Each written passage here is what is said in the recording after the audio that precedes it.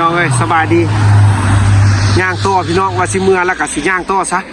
พอเบิ่งมาเบิ่งทางนี้คือว่ามีบรรยากาศมีขั่วอยู่พี่น้องสิพาไปย่างขั่วจักหน่อยตัวคักได้พี่น้องเอ้ยเอาอดหนาวอีกจักหน่อยเพื่อได้บรรยากาศเอางามๆพี่น้องให้พี่น้องทางบ้านได้เบิ่งนำกันบรรยากาศอยู่บ้านเพิ่นรัสเซียพี่น้องเอ้ยตัวคักอยู่ไหนพี่น้องมีขั่วอีกเดี๋ยวจะน้อยทีขั่วข้ามไปหาแบบอีกด้านหนึ่งหาอีกด้านหนึ่งสินะพี่น้องแบบด้านเบื้องนี้จะเป็นของที่ประชาชนอยู่พี่น้องเลยแต่หากเบื้องนั้นจะส่วนใหญ่จะเป็นกับประชาชนอยู่แหละพี่น้องแต่หากมันจะเป็นโรงจักรโรงงานหลายคือคลิปก้อนฮะพี่น้องเบื้องนั้นจะเป็นโรงจักรโรงงานหลายได้เบื้องการพัฒนาไวขนาดพี่น้องตึกตัวนี้คือว่าพัฒนาไวซาเฮามาปีก้อนเห็นแล้วมันแถวนี้คือว่ายังโบนเป็นโค้งห้างหลายปานนี้พี่น้องเลยนี่บรรยากาศบ้านเพิ่นพี่น้องเลยคือว่าก้อนเฮาสิกลับบ้านนั่นปีกายนี้แล้วก็คือว่าโอ้เพิ่นยิงยังไงอยู่บ้านเพิ่นจะเป็นจังซี่พี่น้องอันนั้นละตึกตัวนี้ถือว่าสร้างไว้ขนาดพี่น้องสุดก้อนนี่ถ้าเพิ่นได้ติดตามคลิปก็สิเห็นตัวก้อนหั่นพี่น้องเลยเอาสู้สนน้ำกันอีกน้อยนึงพี่น้องเขาก็สิอดเอาจากน้อยเพราะว่าอีก7-8 เดือนเขาก็กลับเมืองอีกแล้วพี่น้องเลยกลับมาบ้านเขาเมืองลาวพุ่นแหละถ้ามีโอกาสก็ได้ไปอีกพี่น้องเมืองไทยนะ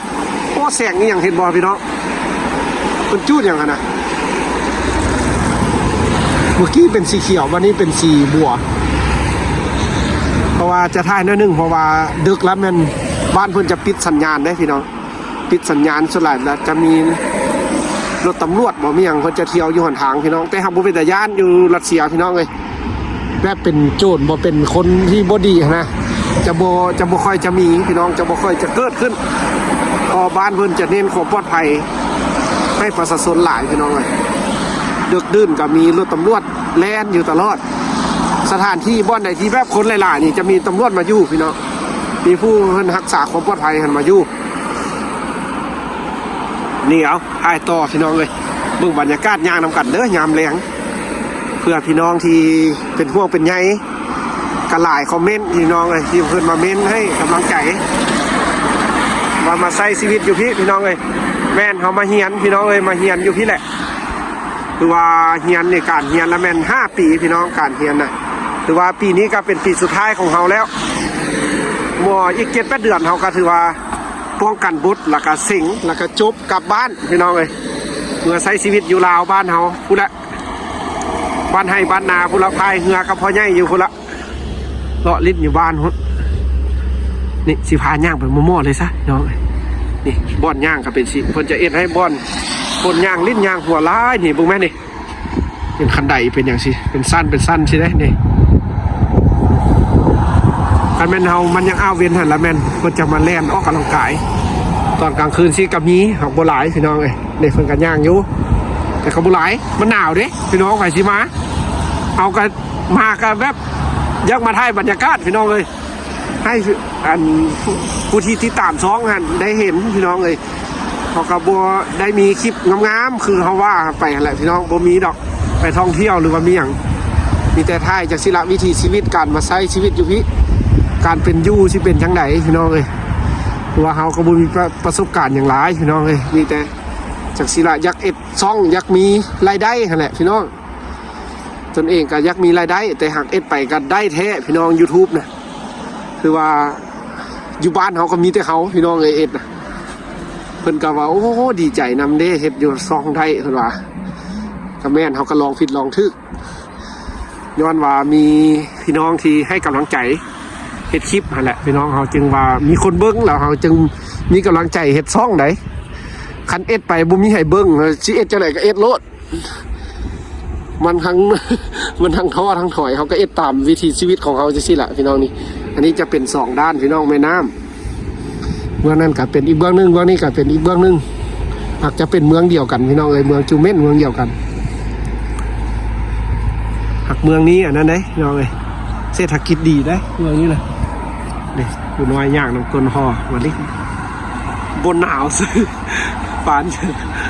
คักพี่น้องเลยหวานขึ้นกันเลย เบิ่งหิมะเพิ่นเอามาเลยทิ่มไว้นี่แบบให้มันละลายแล้วก็ลงน้ำนี่เลยนี่คือว่าน้ำนี่ยังบ่แข็งวันนี้อาจจะอากาศอัน1 องศาซื้อพี่น้องคันแม่นลบแล้วแม่นแข็งตึกเลยเรือก็ไปบ่ได้เด้เรือนักท่องเที่ยวเพิ่นก็ไปบ่ได้คือกันพี่น้องอายุจักสิโอ้คักเลยงามเลยเนาะเปลี่ยนสีเอาว่าสิพาพี่น้องเมือกับย่างเบิดนึงพี่น้องเอ้ยเพราะว่า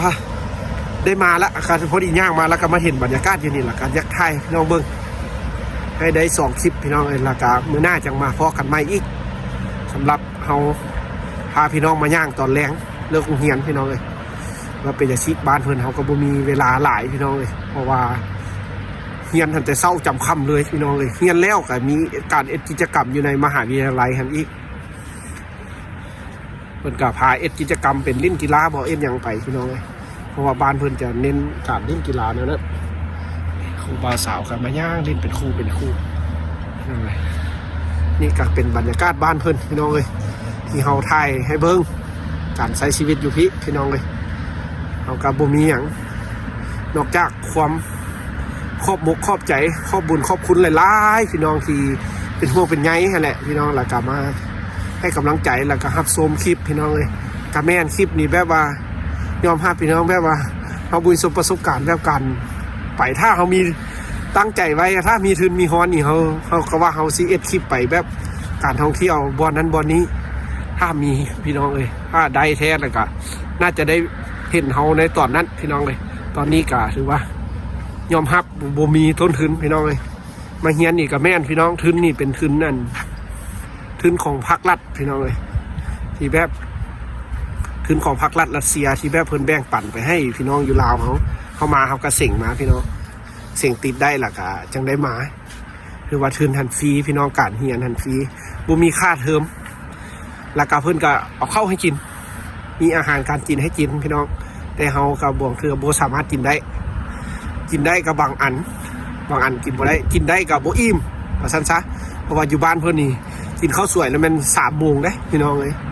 กินข้าวสวย3 โมงกินข้าวแรง9 โมงบ้านเพิ่นกินข้าวเช้าแล้วแม่น7 โมงหา6 โมงพี่น้องบ้านเพิ่นแม่นอยู่ในมหาวิทยาลัยนี่เขาไปโรงเรียนแต่เช้านี่เขาจะได้ไปกินข้าวอยู่โรงเรียนกินข้าวแล้วล่ะก็จะได้จังค่อยได้ไปขึ้นห้องเรียนพี่น้องเอ้ยก็ดีเพิ่นก็เลี้ยงหมดหั่นแหละแต่เฮาห่างตัวเองบ่สามารถกินได้แต่ก็กินบ่ได้ก็กินข้าวจี้กับนมเอาพี่น้องเอ้ยแล้วก็น้ำซาแล้วก็ไปโรงเรียนนั่นล่ะก็เอาเงินหันเล็กๆน้อยๆซื้อขนมตีถงเสื้อไปหิวแล้วก็กินเลิกห้องเฮียนโอ้หนาวหลายแล้วพี่น้องเย็นคอซะนี่ที่เป็นไข่สมุจักเอ้าสิได้กลับเด้อพี่น้องเอ้ยเย็นละหลายพี่น้องเลย ไว้เจอกันใหม่คลิปหน้าเด้อพี่น้องเอ้ยถือว่ามื้อนี้ถือว่ายอมแพ้ละหนาวละเย็นละโทรศัพท์ก็มัวละเพราะว่าน้ำมัวน้ำฝนเอาพี่น้องเอ้ยกลับเด้อบัดนี้นะนี่ย่างเลยจนมาฮอดลมจนสีฮอดน้ำพี่น้องเลยย่างเลยลงไปโอ้คักเสียทีได้เย็นหนาวพี่น้องเลยไปกลับเมืองพี่น้องเลยโทรศัพท์มันก็เย็นหลายแล้วได้จังได้ดับปุ๊บเลยได้นี่คันเย็นหลายก็ได้เราก็ย่างเลยลงมาลุมพี่เพลินมาเลยพี่น้องเลย เอาไว้เจอกันไหมคลิปหน้าพี่น้องเลยว่ามือหน้าว่าสิพาพี่น้องไปตลาดบ่จากน้อยบ่ไปเบิ่งตลาดสดรัสเซียพี่น้องเอ้ยสินค้าอาหารการกินเพิ่นสิขายจังไหนราคาจังไหนเพราะว่าอยากไปนะพี่น้องแต่หักมันนะเลิกค่ำเฮียนหักอะไรก็เราบ่มีโอกาสเวลาให้ได้ไปเที่ยวไปอย่างไปย่างอย่างหลายคือได้เบิ่งแต่วิวมืดๆจังซี่เราบ่ได้เห็นแบบบ้านเพิ่นตอนแจ้งจะคือเอาย่างกลับพี่น้องเอ้ยกลับห้องบ้านนี้นะพอพักพุ่นละสิสุกกับสิคลองท่าอยู่พุ่นมูจัก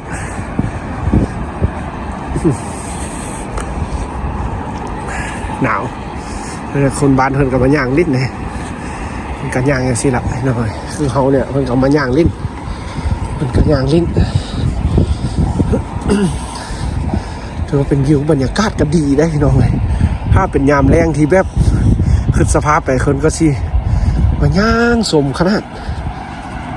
เพราะว่ามันเชื่อริมแม่น้ำนะมันจะคักสุดและชีวิตนะโอ้เป็นสั้นพี่น้องเลยครับทนหนาวได้แล้วก็มารัสเซียพี่น้องเลยเมืองนี้มีอันนั้นเด้อเด้เมื่อวานนี้ก็มีเอื้อยคนน่ะ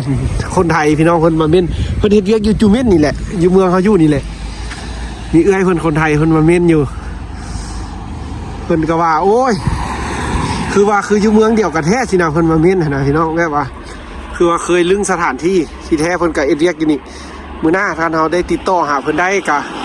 สิติดต่อหาเพิ่นพี่น้องเลยแล้วก็สิไปลิ้นไปหัวน้ำเพิ่นตอนนั้นติดต่อหาเพิ่นได้คันเพิ่นยังงั้นติดตามคลิปอยู่ถ้าเพิ่นเห็นก็ฝากเบอร์หรือว่าซื้อ Facebook ให้เด้อสิได้ติดต่อหาเพราะว่าบ่ฮู้การติดต่อเขาก็ไปหาบ่ได้พี่น้องเลยเพื่อไปทักทายฮู้จักกันเพื่อเพิ่นคันเพิ่นอยากฮู้จักเขาถ้าเพิ่นบ่อยากฮู้จักก็แล้วไปพี่น้องเลยเอากันอยู่ไปเรื่อยๆคันเพิ่นอยากมาฮู้จักกันคันเพิ่นติดตามอยู่เพิ่นเห็นคลิปนี้เพิ่นก็สิมาเม้นพี่น้องเลยคันเพิ่นบ่เม้นล่ะก็แล้วไปเขาก็อยู่กันไปปกติกับหมู่คู่เอาบ๊ายบายพี่น้องเลยบ่มีหยังเด้อขอบใจหลายๆที่มาติดตามชมคลิปเอากับหมู่คู่ใช้ชีวิตอยู่รัสเซียนี่เดี๋ยวจากสิแหละพี่น้องเลยสู้สนชีวิตลุกลังจากสิละผ่านเส้นทางตอนนี้ฝนตกนี่ละเอาบ๊ายบาย